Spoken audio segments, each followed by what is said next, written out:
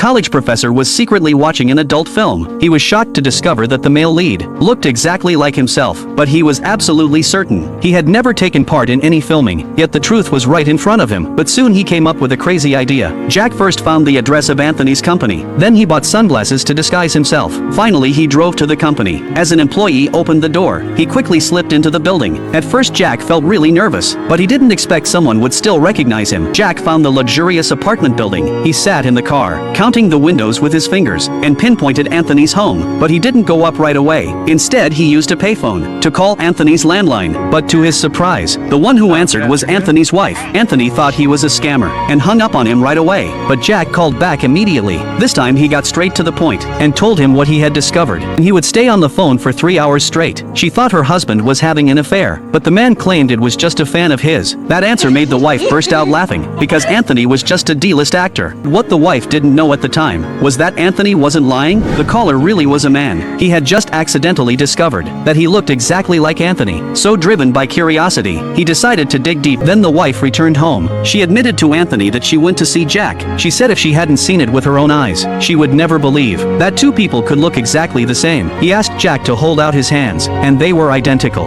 Then Anthony unzipped his jacket, revealing a scar on his chest. He asked Jack if he had the same scar, but unexpectedly Jack suddenly panicked. When's your birthday? This is a bad idea. Before he left, Jack returned the letter he had taken that day. After stalking her several times, Anthony found out where the woman worked. Then he went even further and tracked down her husband. But what shocked him the most was that the two of them looked exactly the same. This gave him the perfect setup to carry out his twisted plan. Anthony got straight to the point. Can I ask you something just a minute? Did you sleep with my wife? But Jack didn't respond at all. Is that Jack actually agreed to Anthony's request? The next morning, Anthony took Jack's girlfriend and drove off for a vacation. Luckily, the woman didn't talk to him much. She just went straight to bed. But to hide his guilt, Jack forced himself to greet her. Since getting pregnant, she hadn't seen her husband this warm in a long time, so she was very moved. Why don't you go to bed? Jack pretended to be calm and laid down next to her, but he didn't take off his clothes. It wasn't until she reminded him that he revealed his thick chest hair. But while Anthony was driving, the two got into a fierce argument, which eventually led to a tragic car accident. The next morning, the news reported the crash. Anthony and Jack's girlfriend were both killed. But the strange thing was, Jack didn't seem shocked at all when he heard the news. Helen?